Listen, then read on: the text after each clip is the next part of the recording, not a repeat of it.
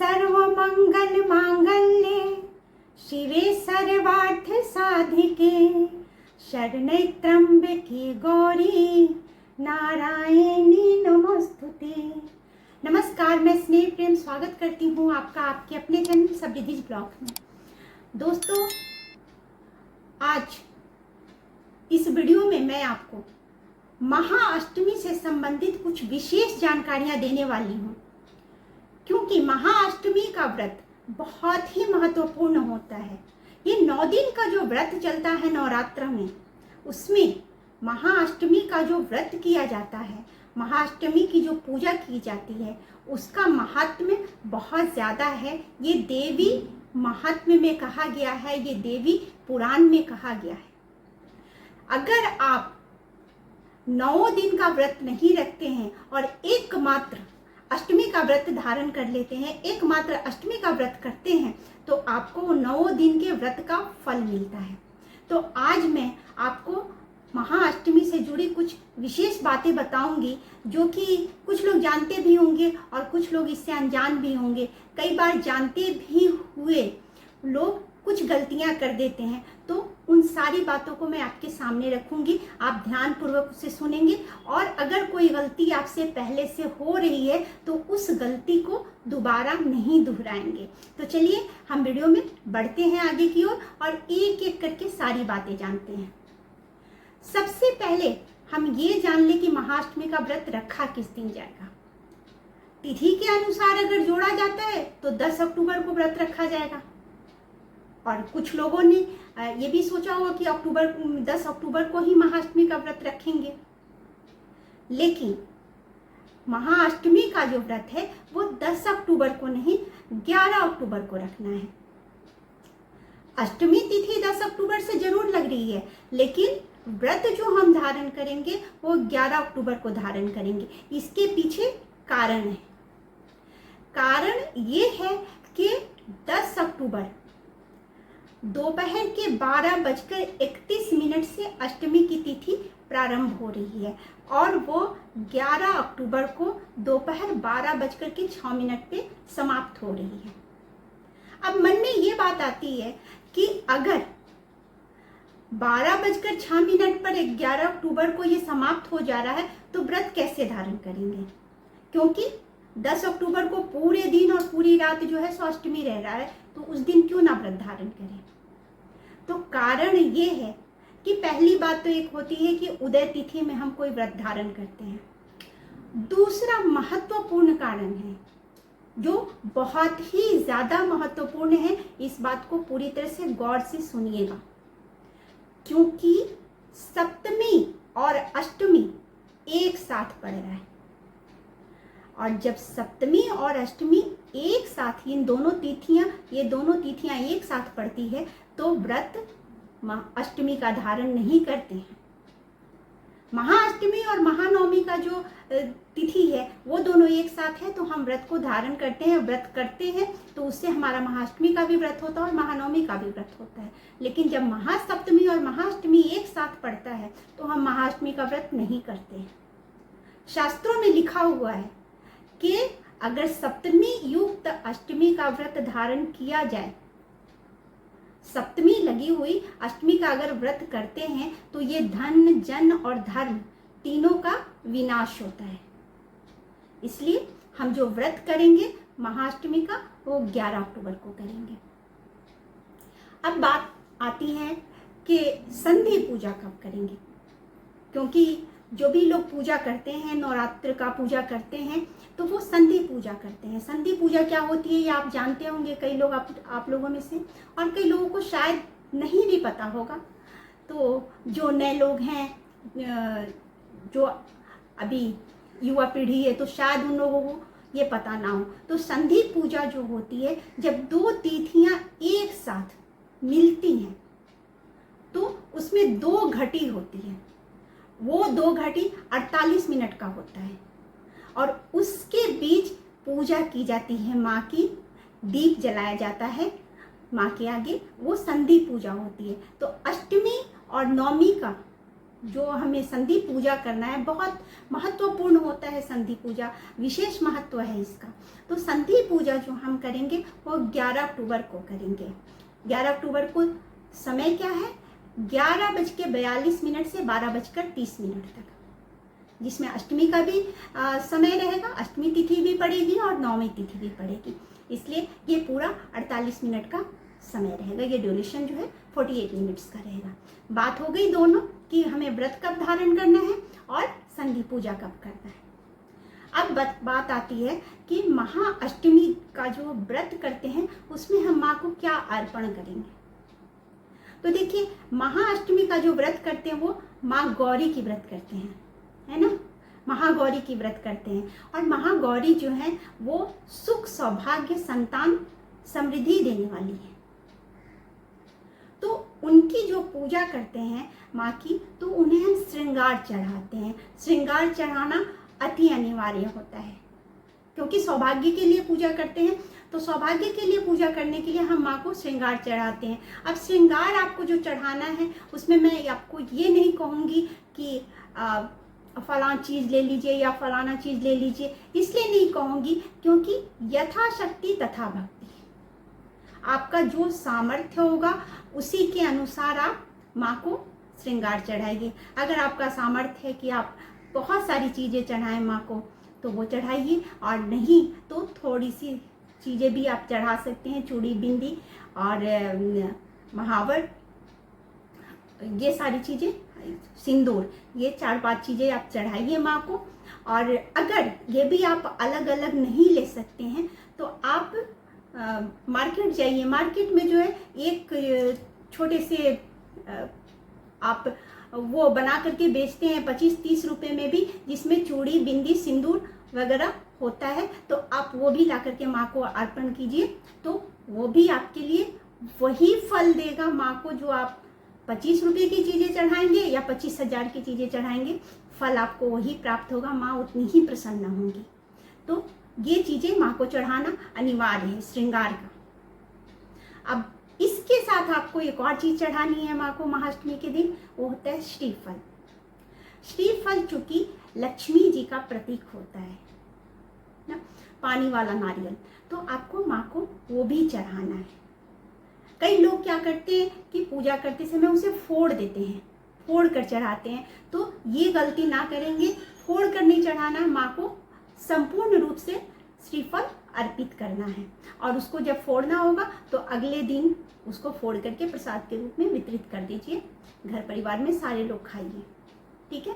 अब बात आती है कि जो श्रृंगार हमने चढ़ाया उसका क्या करना है। तो जो श्रृंगार आप चढ़ा रहे हैं, अष्टमी को जो श्रृंगार आप चढ़ाते हैं उसे स्वयं लेते हैं और उसमें से कुछ प्रसाद के रूप में जो आपके परिवार में सुहागिनें हैं, सास हैं, ननद हैं, उन लोगों को देते हैं, उन लोगों के लिए रखते हैं। अगर पास में है तो ठीक है, नहीं पास में है तो अगर आप रख सकते हैं तो रखिए, बाद में दे दीजिए, लेकिन उसे अपने पास रखते हैं। प्रथम दिन का जो होता है श्रृंगार, प्रथम दिन भी चढ़ाते हैं, तो वो श्रृंगार जो होता है वो हम किसी को दान में दे देते हैं, ठीक है। अब बात आती है कि महाअष्टमी की पूजा होगी और माँ को सिंदूर जो चढ़ाते हैं वो सिंदूर कैसे चढ़ाना है और सुहाग कैसे लेना है।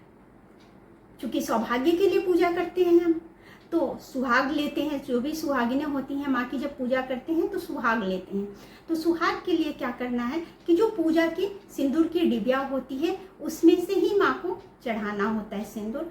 तो 2 चुटकी सिंदूर हमेशा ऐसे चढ़ाते हैं, ये सभी जानते हैं, सभी सुहागिनों को ये पता है, सभी लेडीज को ये पता होता है कि ऐसे। तो माँ को जब 2 चुटकी सिंदूर, पहले 2 चुटकी सिंदूर हम गणेश जी को चढ़ाते हैं, ठीक है, और 3 चुटकी माँ को अर्पित करते हैं सिंदूर। और एक बार हम उसको लेकर के माँ को चढ़ाने के बाद एक बार लेकर के हम अपने मांग में लगाते हैं, ठीक है, और उसी में से थोड़ा सा अपने आंचल के किनारे पे ले लेते हैं। ये सुहाग होता है और इसको लेकर के हम रखते हैं और घर में जितनी भी सुहागिनें हैं और जो भी कन्याएं हैं उनको टीका लगा देते हैं और सुहागनों को उसी में से सिंदूर लगाते हैं। एक बार लेते हैं, एक बार से ज़्यादा नहीं लेते हैं, और बार बार सिंदूर की डिबिया को अपने में लगाने के बाद, अपनी मांग में लगाने के बाद सिंदूर की डिबिया को हम उसमें से सिंदूर नहीं छूते हैं, नहीं तो जूठा हो जाता है अपनी मांग को और में लगाने के बाद।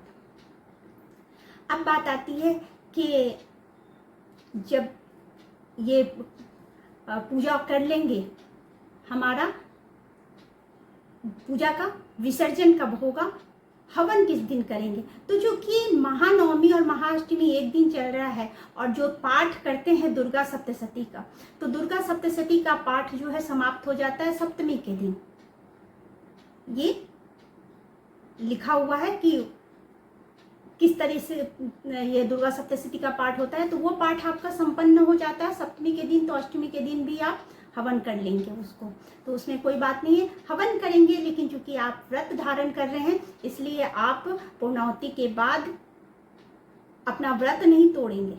ऐसा नहीं है कि हमने महाअष्टमी का व्रत धारण किया और महानवमी लग गई तो हवन के बाद हमें खा लेना है, ऐसा नहीं। पारण जो होगा हमारा वो 12 अक्टूबर को होगा। 12 अक्टूबर को कब करना है पारण, क्योंकि 10:58 तक 12 अक्टूबर को नवमी तिथि रहेगी, तो उसके बाद आप व्रत तोड़ लीजिए, कर लीजिए पारण। 10 बजे के बाद आप कर सकते हैं, क्योंकि आपने तो महाअष्टमी का व्रत धारण किया हुआ है। जो चौकी वगैरह है उसका विसर्जन भी आप 12 अक्टूबर को ही करेंगे। अब एक बात आती है मन में कि जो कलश पे नारियल होता है, जो श्रीफल होता है, उसका क्या करना है। तो देखिए, उसका अलग अलग लोग अपनी अपनी परंपरा के हिसाब से करते हैं। कहीं उसको विसर्जित कर दिया जाता है, तो आपके घर में जो होता होगा आप उसको करेंगे। वैसे नॉर्मली या तो उसको विसर्जित कर दिया जाता है, या अगर आपके घर में व्यापार से कोई संबंधित है, व्यापार है आपका, तो आप उस नारियल को वहाँ व्यापार के स्थान पे रख दीजिए, और फिर अगले साल पूजा के समय पहले उसे विसर्जित कर दीजिए। दूसरा जब नारियल आएगा वहाँ रखने के पूर्व उसे विसर्जित कर देंगे और दूसरा नारियल वहाँ रख लेंगे। तीसरी बात आप कर सकते हैं कि आपके घर में जो कोई नवविवाहिता हो, ससुराल पक्ष में, तो नवविवाहिता हो तो आप उनके आंचल में उसे दे सकते हैं। ये सौभाग्य का प्रतीक होता है, समृद्धि का प्रतीक होता है। ठीक है, कई लोग जो है उस नारियल को उठा करके अपनी तिजोरी में भी रखते हैं, तो आप उसको अपने परंपरा के हिसाब से कीजिएगा। उसमें मैं कोई बात कोट नहीं करूंगी कि हाँ इस चीज को आपको करना है, और कुछ नहीं आप कर सकते तो आप विसर्जित कर दीजिए। नारियल विसर्जित कर दिया जाता है, कहीं कहीं लोग फोड़ के भी खाते हैं, प्रसाद के रूप में उसे वितरित कर देते हैं घर में। तो जो आपके यहाँ होता होगा उसको करना है।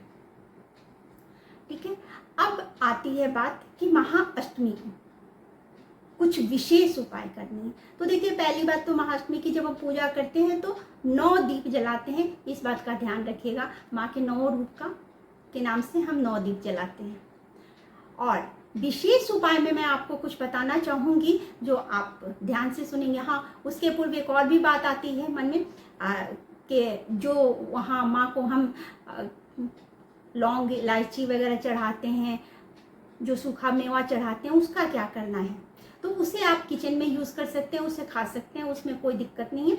उसे वहाँ खाना है और वहाँ रखना है। जो अक्षत है, कलश के नीचे अक्षत है, उसे भी आप यूज़ कर सकते हैं, या फिर आप पक्षियों को दाना में दे दें, इधर उधर नहीं रखना है। जो फूल मालाएं वगैरह है उन्हें या तो नदी सरोवर है तो वहाँ विसर्जित कर दीजिए, या फिर उन्हें लेकर के आप अगले दिन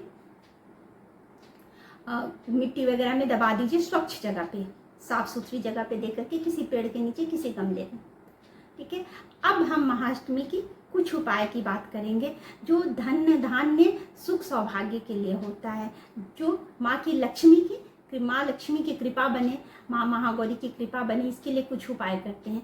एक बात और भी होती है मन में, क्योंकि शुक्रवार का दिन है 11 अक्टूबर, और शुक्रवार को जो है कई लोग वैभव लक्ष्मी का व्रत करते हैं। तो मन में ये बात आती है कि अगर वैभव लक्ष्मी का व्रत है तो उस दिन उस व्रत को करें या ना करें, पाठ माँ की करें या ना करें, लक्ष्मी पाठ करें या ना करें वैभव लक्ष्मी व्रत का, तो आप उसे अवश्य कीजिए। अगर आप वैभव लक्ष्मी का व्रत करते हैं और महाअष्टमी उस दिन पड़ रहा है तो ये बहुत ही अच्छी बात है, आप जरूर कीजिएगा वैभव लक्ष्मी का व्रत, उसको स्किप मत कीजिएगा, नहीं छोड़िएगा। जैसे आप रोज हर बार करते हैं वैभव लक्ष्मी व्रत, उसी तरह कीजिएगा। और साथ में महाअष्टमी का व्रत तो करना ही है आपको, पूजा वैसे करनी ही है माँ की, तो वो सारी चीजें आप अवश्य कीजिएगा। अब आप उपाय में मैं आपको बता दूं कि आपसे संभव हो तो 11 दीपक घी का दीपक लेना है आपको, 11 दीपक लेना है और उससे जाकर के संध्या वेला में माता के किसी भी मंदिर में आपको जलाना है और अपनी मनोकामना कहनी है। मैंने संध्या वेला पर जोर इसलिए दिया क्योंकि जो दीपक जलाने का समय होता है वो संध्या होता है। दिन में हम जाकर के 11 दीपक अगर जलाते हैं उसका कोई महत्व नहीं है। शाम में जलाना, आपको संध्या वेला में जलाना है, क्योंकि दीपदान संध्या में ही होता है। तो संध्या वेला में जाकर के आपको 11 दीपक जलाना है जिसमें घी की बाती हो, जिससे माँ लक्ष्मी की कृपा होती, माँ महागौरी की कृपा होती है और सुख समृद्धि घर में आती। दूसरा उपाय करना क्या है आपको कि एक लाल कपड़े पे श्री यंत्र को रखना है, कुमकुम से पुष्प से उनकी पूजा करनी है और वहाँ पे घी के दीपक का आरती दिखाना है और इस तरह से उनकी पूजा करनी है श्री यंत्र की। तो ये भी आपके घर में धन्य धान्य लक्ष्मी का आगमन होता है। एक और उपाय आप कीजिए कि श्री कुबेर यंत्र, कुबेर देव जो हैं वो धन के देवता हैं, तो महाअष्टमी को माँ लक्ष्मी को भी हम प्रसन्न करने के लिए कई तरह के उपाय करते हैं, जो आपके घर में निर्धनता नहीं रहे, माँ लक्ष्मी की कृपा बने। तो कुबेर यंत्र को भी हम इसी तरह से कुमकुम हल्दी और पुष्प से उनकी पूजा करते हैं और दीप जला दिखा करके उन्हें प्रसन्न करते हैं। इससे भी घर में माँ लक्ष्मी का आगमन होता है और भगवान कुबेर जो है प्रसन्न होते हैं।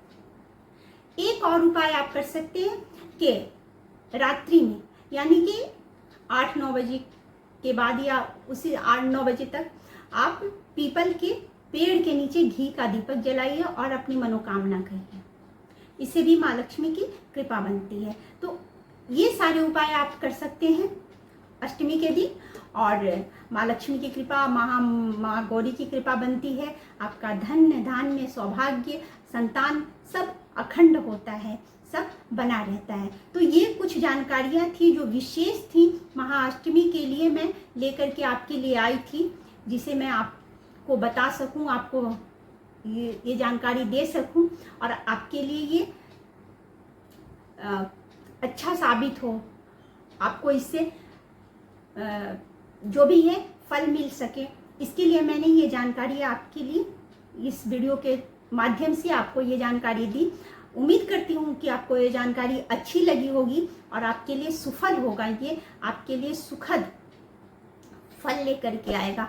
तो अगर जानकारी अच्छी लगी तो आप हमारे चैनल को सब्सक्राइब कीजिएगा, वीडियो को लाइक करके शेयर कर दीजिएगा और कमेंट में बताइएगा कि कैसी लगी आपको जानकारी और जय माता की लिख दीजिएगा। चलिए आज की वीडियो हम यहीं पे समाप्त करते हैं और मिलते हैं फिर अगली वीडियो में, अगली चर्चा में। माँ की ही बातें करते हैं, माँ की ही कथा करते हैं, कुछ माँ की ही चर्चा करते हैं। चलिए खुश रहिए, संपन्न रहिए, माँ की कृपा हमेशा बनी रहे। जय माता की।